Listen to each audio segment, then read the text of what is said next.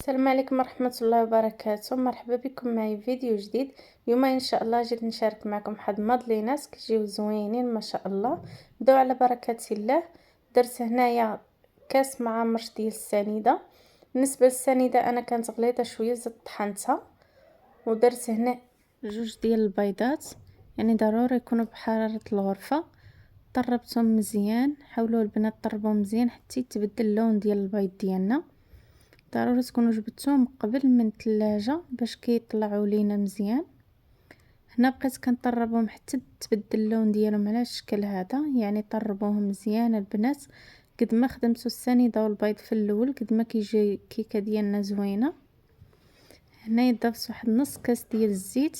بالنسبه للعبار كملوا باي كاس عبرتو به، كملوا به حتى الاخر. هنايا واحد الياغوت، واحد المعلقه ديال الحامض، يعني تقدروا ديروا حتى الفاني ماشي مشكل، وطربوه مزيان حتى يتخلط هذا الخليط مزيان مع بعضياته. حاولوا تطربوها مزيان على هذا الشكل البنات، على هذا الشكل هذا حاولوا تطربوها مزيان حتى يتخلط مزيان هاد المكونات مع بعضياتهم.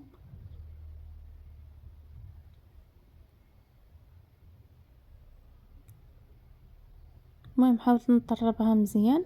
هنايا غنضيف الفرص ديالنا.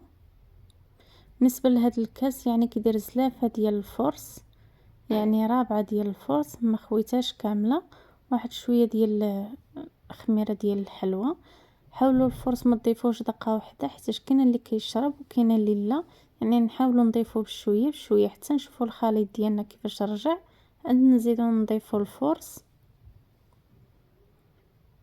هنايا حاولت نطربها مزيان. بالنسبه للبنات نتوما كتعرفوا بالنسبه للكيكات ديالي انا كنقصح العجينه مزيان باش كتجي زوينه. حاولوا تتبعوا الطريقه راه تجيكم غزاله. يعني كنقصح العجينه مزيان، عاد كنولي نزيد واحد شويه ديال الليمون، او اذا ما كانش كنزيد واحد شويه ديال الماء باش كنرخف الكيكه ديالنا. من بعد ما قصاحت على هذا الشكل هذا غنزيد واحد 6 المعالق ديال الماء،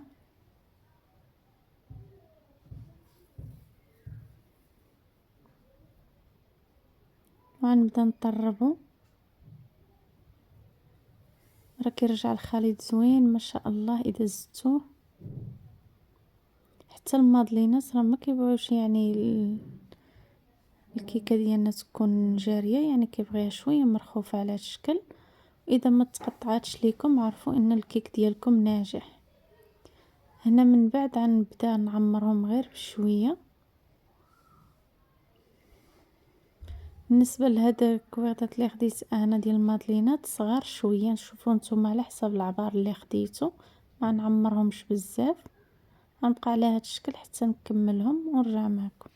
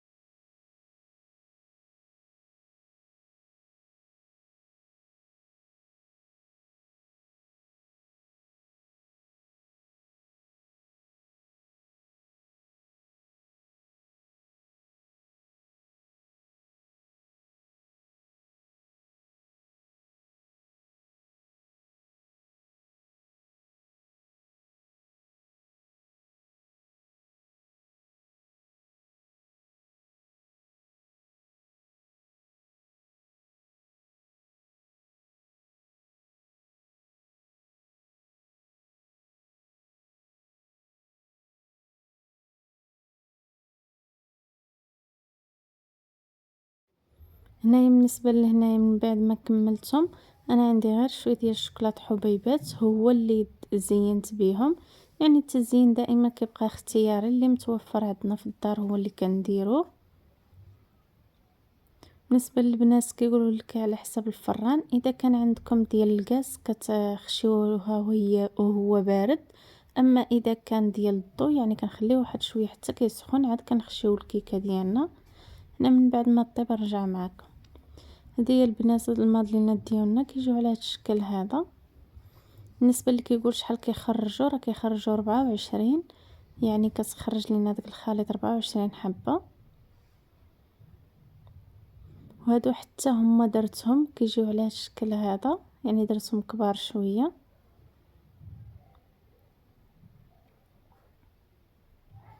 شوفوا البنات شحال كيجيو رطبين وزوينين، كيجيو غزالين ما شاء الله. حاولوا تجربوهم، كيجيو على الشكل هذا.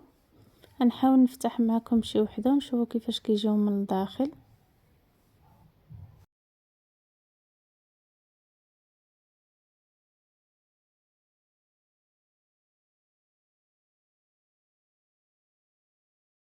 كيفاش كيجيو رطبين وزوينين.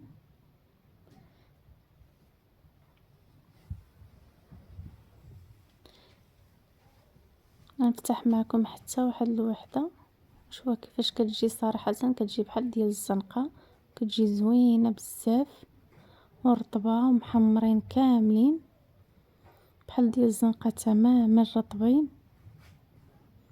المهم هنا وصلنا لنهايه الفيديو، كنقول لكم شكرا على التشجيعات ديالكم، على التعليقات ديالكم الزوينه. فيديو قادم ان شاء الله.